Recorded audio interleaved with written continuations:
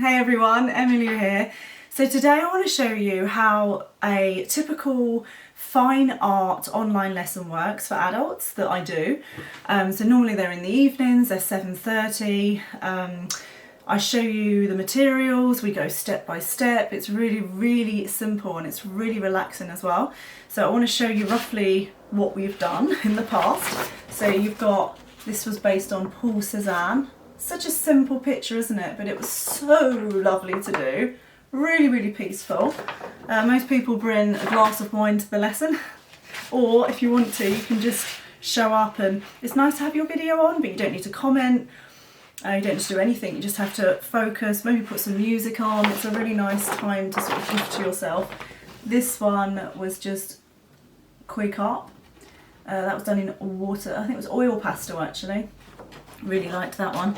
This one's probably one of my favourites. It's Door. Love that place.